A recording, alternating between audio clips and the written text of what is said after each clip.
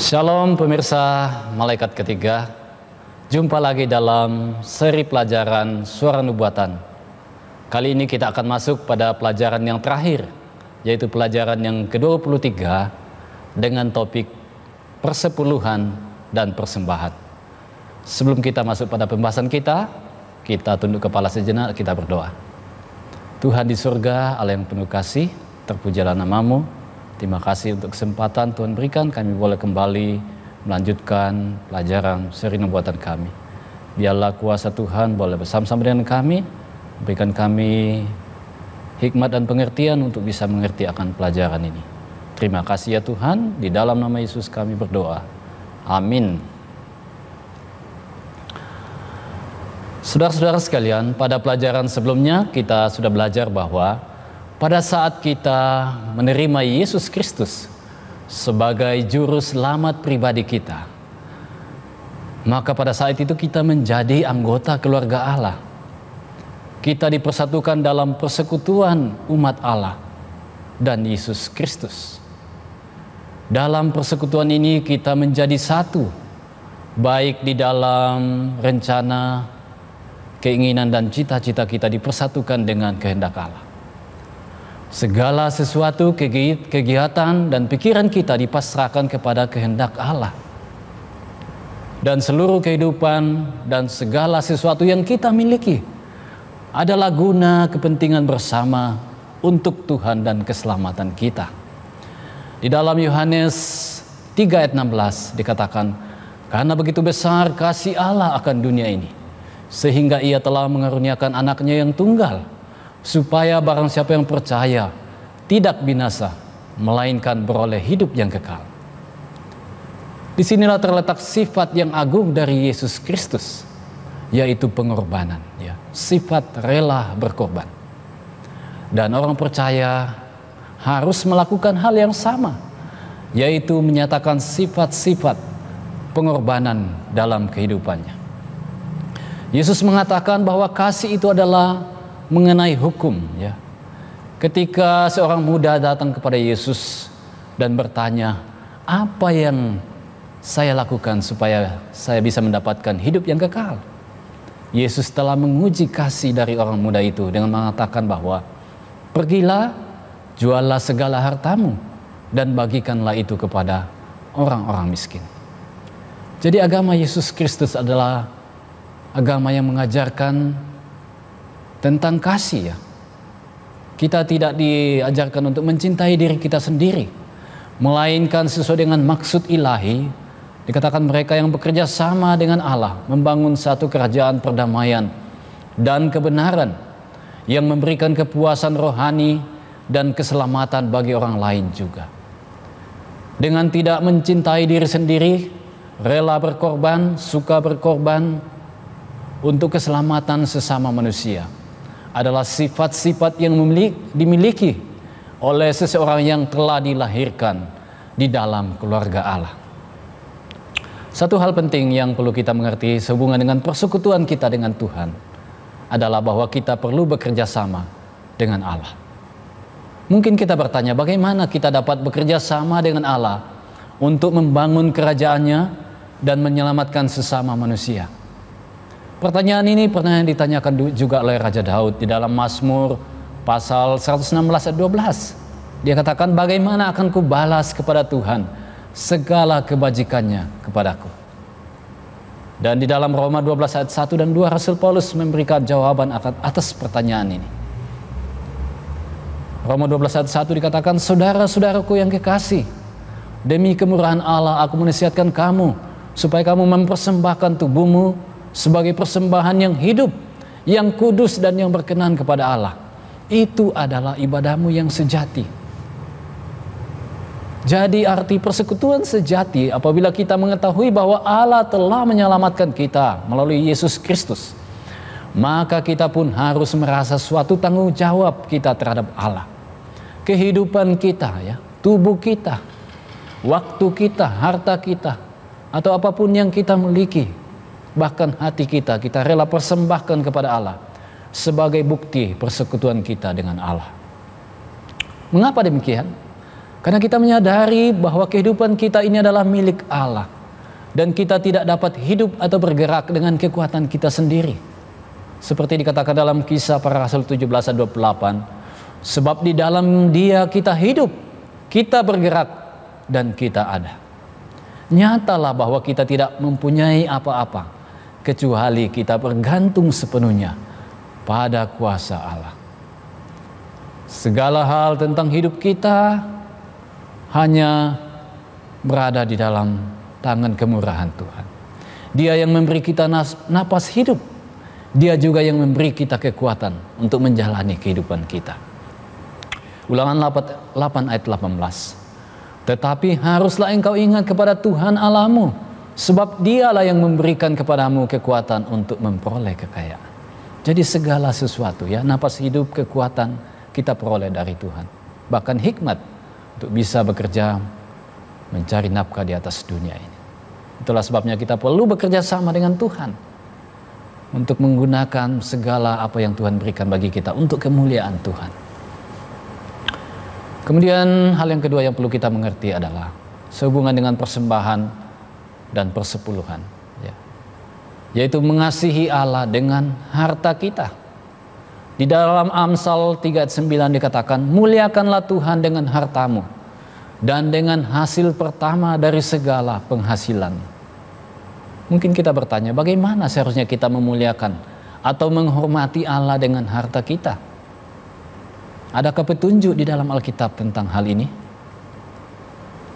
Peraturan itu sebenarnya sudah diberikan Allah kepada umatnya sejak zaman dahulu kala, ya.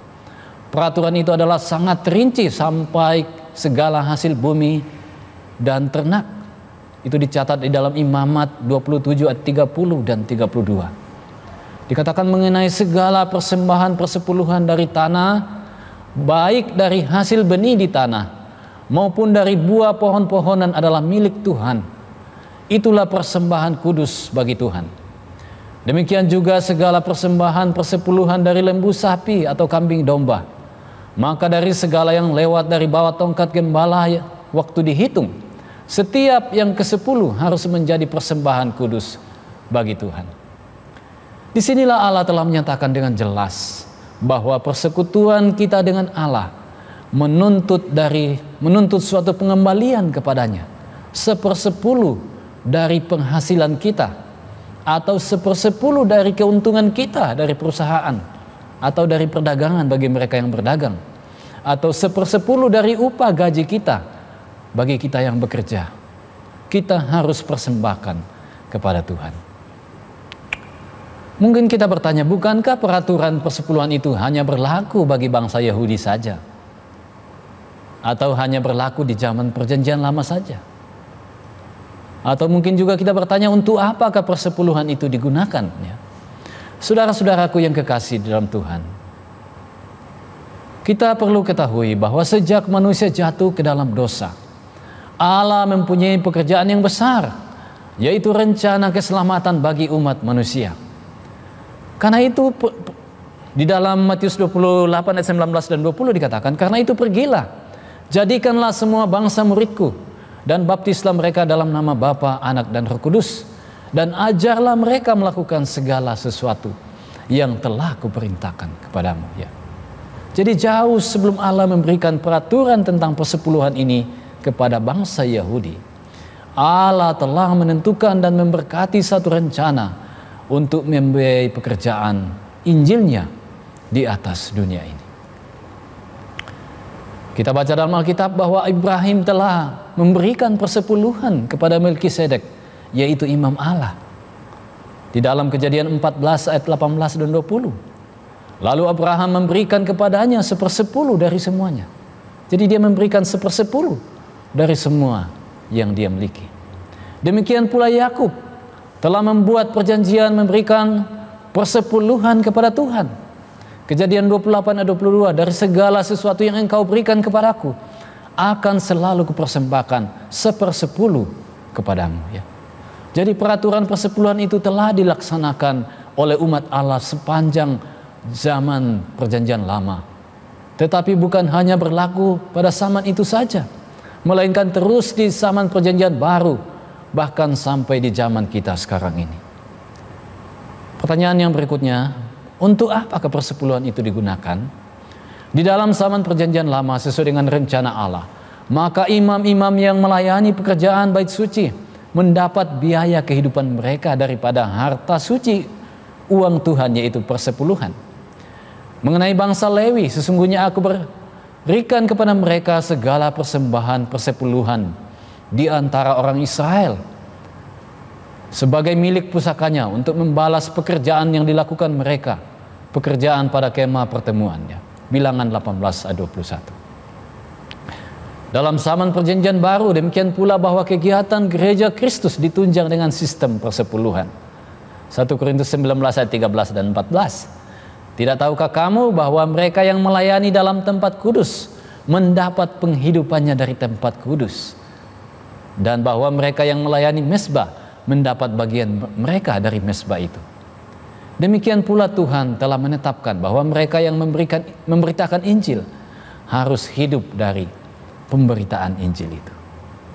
Jelaslah dalam dua ayat ini ya, bahwa Allah mempunyai bagian dalam segala penghasilan kita, yaitu 1/10 yang digunakan untuk pekerjaan pelayanan di dalam gereja-gereja Tuhan.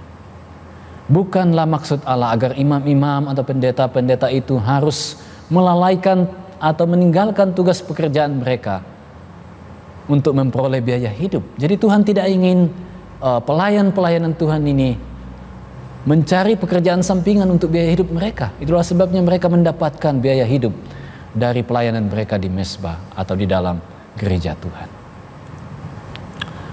Adapun rencana Allah bahwa Ia yang menyediakan biaya itu guna kelancaran dan kemajuan pekerjaannya di atas dunia ini, agar tiap umat Allah harus setia mengembalikan kepada Allah bagiannya, yaitu 1/10 dari penghasilan mereka. Tidaklah dibenarkan oleh Allah bahwa seseorang harus mengatur sendiri persepuluhannya untuk digunakan kepada pekerjaan kebajikan atau menyerahkan sendiri kepada pemimpin-pemimpin gereja, melainkan haruslah digunakan menurut saluran yang telah diatur dalam Alkitab dan untuk maksud tertentu pula. Poin yang ketiga adalah bagaimana menghitung dan memberi persepuluhan ya. Dari semua penghasilan kita, Allah memerintahkan bahwa 1/10 adalah miliknya, dan 1/10 itu adalah suci bagi Allah.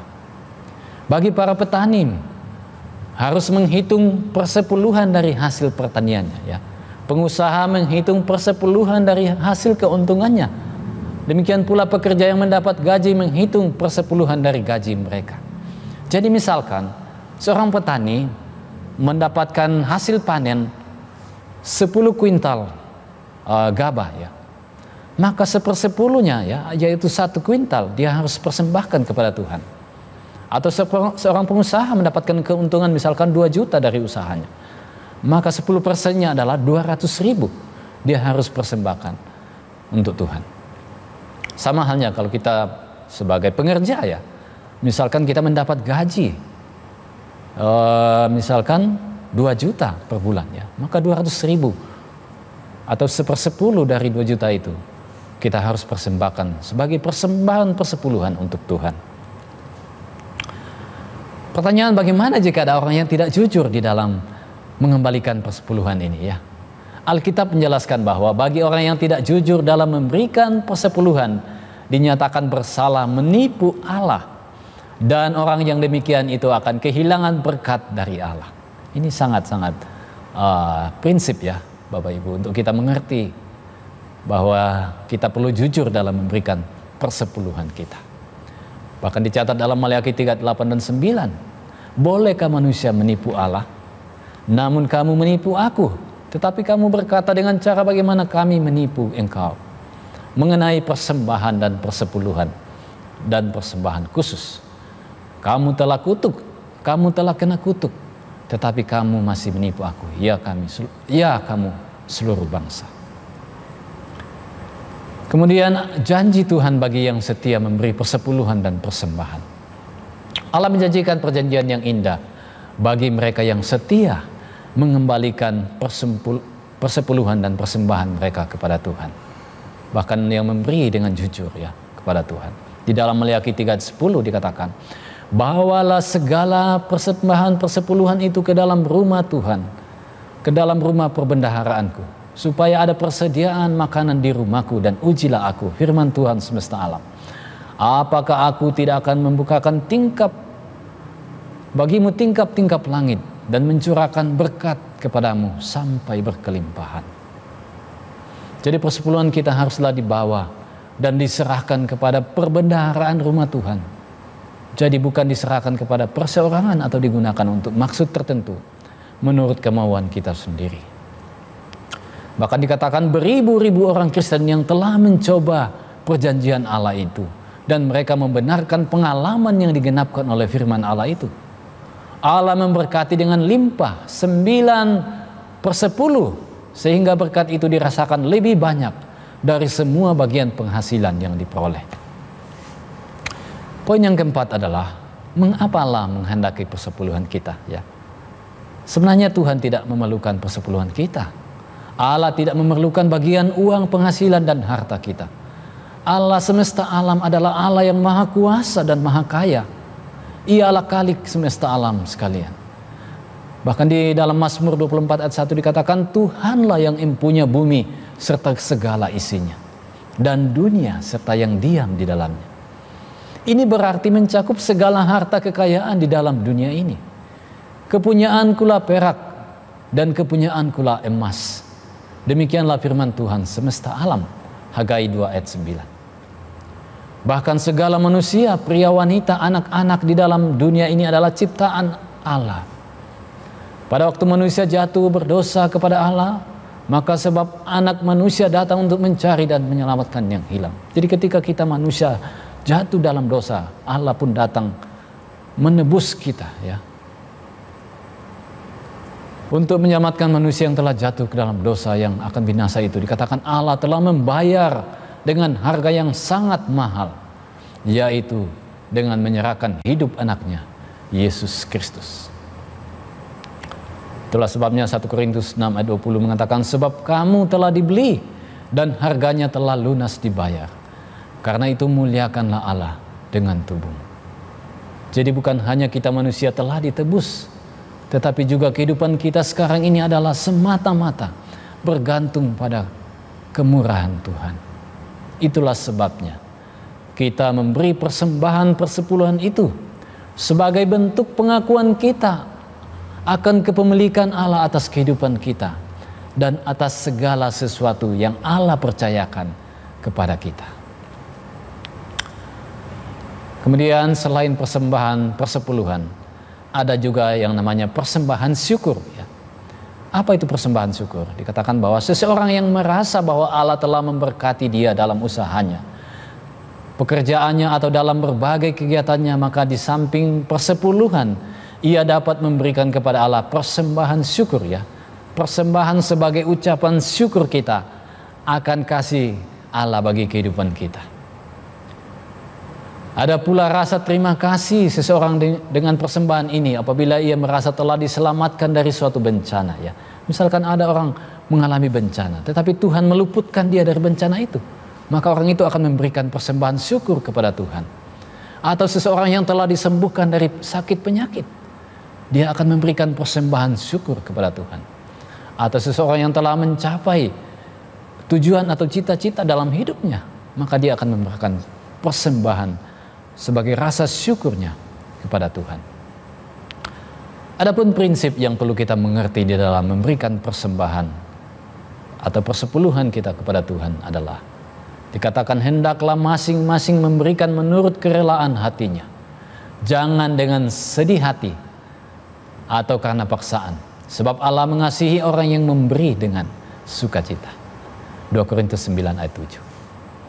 Ayat ini menyatakan bahwa Allah menghendaki umatnya di samping menjadi setia dan jujur dalam hal persepuluhan, agar umat tidak kikir, melainkan suka memberi persembahan-persembahan lainnya untuk pekerjaan Tuhan. Dikatakan lebih banyak kita memberikan untuk Tuhan, lebih banyak pula berkat kita peroleh daripadanya. Tetapi lebih banyak kita menahan dan tidak memberikan bagian Tuhan, lebih banyak pula berkat kita akan hilang Kamu menabur banyak, tetapi membawa pulang hasil sedikit. Kamu makan tetapi tidak sampai kenyang. Kamu minum tetapi tidak sampai puas. Kamu berpakaian tetapi badanmu tidak sampai panas. Dan orang yang bekerja untuk upah, ia bekerja untuk upah yang ditaruh dalam pundi-pundi yang berlubang. Beginilah firman Tuhan semesta alam. Perhatikanlah keadaanmu, ya. Kamu mengharapkan banyak tetapi hasilnya sedikit. Dan ketika kamu membawanya ke rumah, dikatakan aku menghembuskannya. Tuhan menghembuskannya. Oleh karena apa? Demikianlah firman Tuhan semesta alam. Oleh karena rumahku yang tetap menjadi reruntuhan, sedang kamu masing-masing sibuk dengan urusan rumahmu sendiri. Hagai 16 ayat 7 dan 9. Banyak orang dapat membuktikan kebenaran firman Tuhan ini.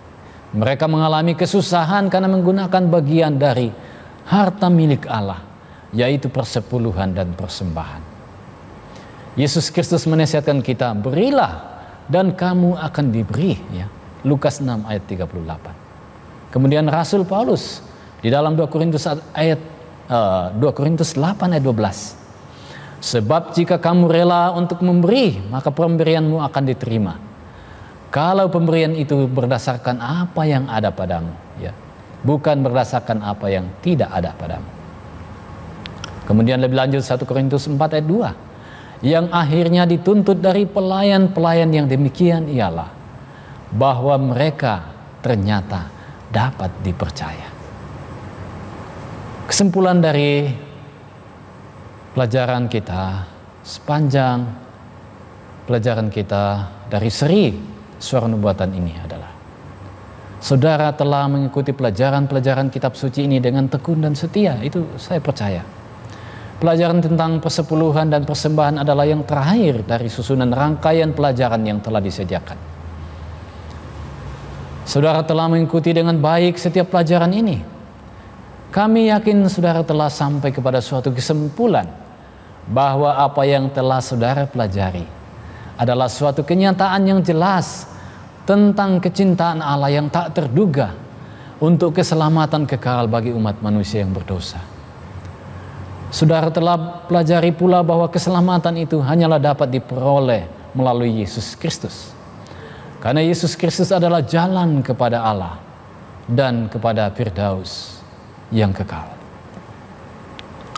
Inilah hidup yang kekal itu, yaitu bahwa mereka mengenal Engkau, ya, satu-satunya Allah yang benar, dan mengenal Yesus Kristus yang telah Engkau utus. Yohanes 17 ayat 3. Panggilan untuk saudara.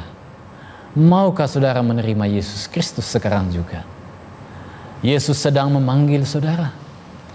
Yesus sedang menunggu saudara. Apabila saudara membuat keputusan mengikut Yesus, maka saudara akan beroleh hidup yang kekal.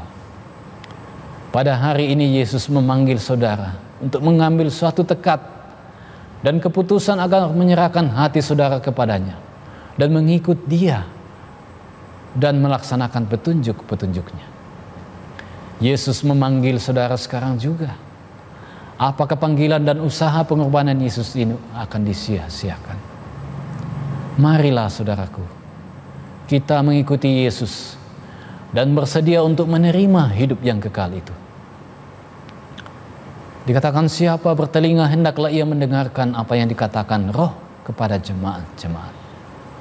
Barang siapa menang, dia akan kuberi makan dari pohon kehidupan yang ada di taman Firdaus Allah. Wahyu 2 ayat 7. Ini adalah janji Allah bagi mereka yang percaya dan setia mengikut Dia. Kiranya Allah memberkati saudara dan memberikan keberanian untuk mengikuti kebenarannya dan menyediakan diri bagi keselamatan yang kekal. Tuhan memberkati kita. Amin.